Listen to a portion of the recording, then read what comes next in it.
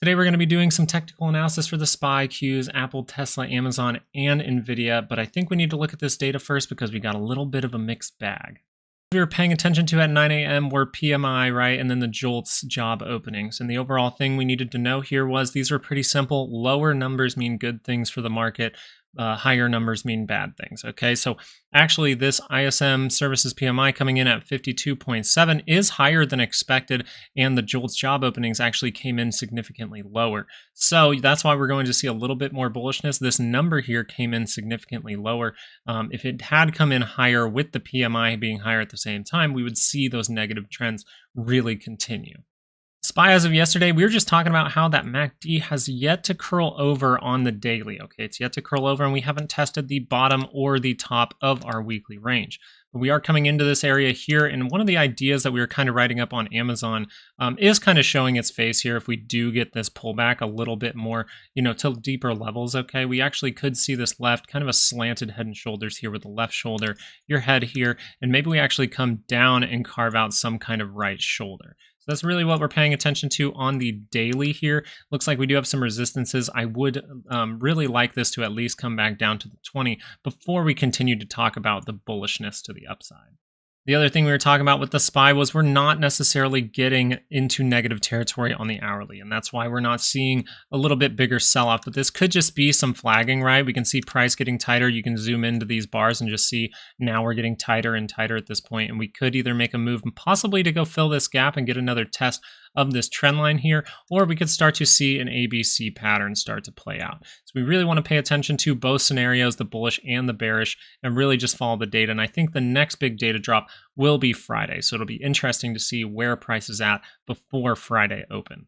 Now the Qs still have that reversal signal intact, and the way you know that that reversal signal, which is the divergence between the SPY and the Qs, is going to fail is if we come and take out this high. If we start to catch up to the SPY or anything like that, then you can know that this is not going to be the case. It's a good sign that we're going to see deeper levels reached because we did curl over on that MACD. We're getting some support off the 20, and now it looks like we're about to test that 9-day moving average. So we're coming into the 9-day.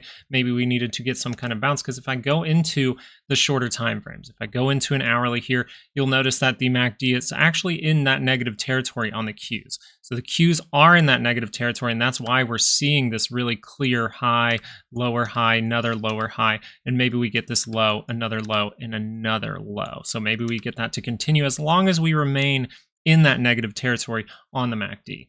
Bearish case here is that we're in some kind of consolidations, flagging going upward. We're going into a point that has previously held as some resistance along this trend here. So we could make another leg lower. And if we do measure this out, we can actually see that we would probably be going towards that weekly expected move. We can see that lines up pretty well. So if we do start to see this breakdown, we'll really be paying attention to how price reacts around this 380.70 that we have. The bullish case, I really think you need to pay attention if there is some kind of positive trend beginning. If we do take out this high, if we just come up and fill this gap and fall flat, that's a different story. But if we actually take out this high, meaning maybe go up to the next one or somewhere up in here, and then we use that as support, right? Then you would see that high and another higher high come in at that point. And if you do set up that higher low. So this would be the bullish case, okay? If we do break out of this trend here, then you would want this high to get taken out and start that positive trend, seeing the MACD going into positive territory.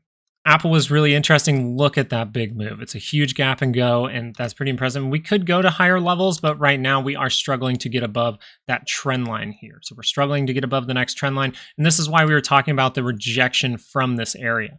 We're not going to get that rejection from this area. We could set up another high, and then now you do have that chance on Apple, little different than other stocks, to come set up some kind of higher low and then start a positive trend, as we are now in positive territory. Coolest part about this, though, was the weekly expected move. This is the weekly expected move, and if you guys are a part of my Patreon, which is down in the description, you'll notice that we actually came to a price point of 187.46 on this bar here at the low. And where is our weekly range to the bottom here? 187.47, and look how that reacts. Look how that support comes in, and then with a little bit of good news, we see that extension out of it. So once we know that we're not rejecting from this area, we should not be saying that this is going to be going down at this point. You're in positive territory and you're not seeing that resistance come in. So you're going to see some positive price action. Amazon was able to get into positive territory and we made a new high. So there is potential for this to actually go higher, right? Because this could be considered a positive trend with this low here and a high. And if it does set up some kind of higher low at this point, you would be in a positive trend. So a lot of these they were dipping into their negative territory and now they're going back into positive. So it's something to pay attention to. We're running into a line, right? We're running into a trend line that could hold as resistance. But here you can see this left, you have a head. If you do make some kind of higher low at this point, you would have a little head and shoulders on your hands. So you really, if you are bearish here, you want this to break down and take out this low. You really need this taken out in order to get deeper into that negative territory on the MACD and really continue that negative trend. Opposite side of the spectrum, maybe this is Tesla setting up its lower high at this point. We do have that left shoulder head and some kind of right shoulder forming. So it's just something to pay attention to the bear side. And then the other thing we can pay attention to is some kind of retest for the bullish side. But right now, I just want to focus on the bear side because this looks like it could be dipping down into that negative territory. And maybe something happens that actually breaks us through this low. So it still stands the same. As of right now, you're back within that triangle kind of. So you want to see if this is able to start that new positive trend by getting a little further into positive territory on the MACD, or you want to see if we're able to take out these lows and really solidify with a deepness in the negative territory for the hourly MACD. On NVDA, we got that breakdown, right? We broke down and then now we're actually seeing us buy back up. This actually point of 459.54 did not hold as resistance. You have a good shot of at least filling this gap at this point. Then we have to see what happens from there. Right now, you're still in negative territory on the hourly MACD. So we're still seeing some negative trends holding as of right now, especially in NVIDIA, which is something that led the market. So you still just want to pay attention. Are we taking out this previous high and starting a new trend? Or are we actually going to fall to deeper levels and take this out in order to continue the negative trend? So that's just your bullish and bearish case. I would just say if we take out this high, there's a good chance we're actually seeing a little bit of an uptrend for a couple days. And then if we actually take out this low, then you're going to see that negative trend continue on the MACD. As far as yields go, I really just wanted to state that the Fed has kind of lost control of these yields, and it looks like TLT's taken over, right? It's breaking to the upside. We were wondering which way this wedge was going to break, and it turns out it's breaking to the upside as of right now. So some data on Friday could turn that around. Data throughout the week can turn that around, so we want to pay attention to it. But as of right now, this is a very, very bullish thing for bonds to be continuing to go up and denying this bullish or this bearish wedge. How high could this go? Actually, right above it, you do have this trend line here, which might be your left, your head, and some kind of right shoulder in the future. So we really want to see if we do carve out some kind of right shoulder at this point, because we didn't see this breakdown. So we kind of have to say, hey, it's a long shot for us to go fill some of these gaps down here. But if we do go a little bit higher on TLT, we might see some kind of pop in yields to create a right shoulder. And then maybe we use that to then go higher in the future.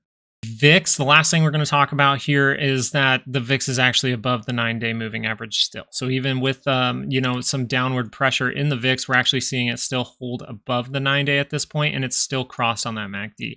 And the other thing is these Bollinger Bands are really tight. So if we do get some bad news, then we can see this pop very quickly. And if I just switch into an hourly real quick, just another thing I wanted to talk about was this positive trend that is still pretty intact at this point. You're dipping slightly into that negative territory, but you can see how close we are to the center line, which just tells me, hey, this thing, VIX could really go either way at this point. And so if it does curl up, I would expect that positive to continue, right? I would expect us to make another leg higher in the VIX. And if we do start to see this continue into that negative territory, we're going to see some gaps filled, right? We're going to see this gap filled probably right here. And then we may even go all the way down to 1212 before we get some kind of reaction. One thing at the end I did want to mention was the MOVE index, which is the volatility of the bond market. Okay, so we want to pay attention to this because it's getting above the 20, it's getting above the 9, and you're getting that crossing on the MACD. And right as I'm talking, we're seeing that actually skyrocket because these are pretty tight and we can see an explosive move. So you just saw, if you didn't notice, this green bar just kind of exploded in the last 3 seconds.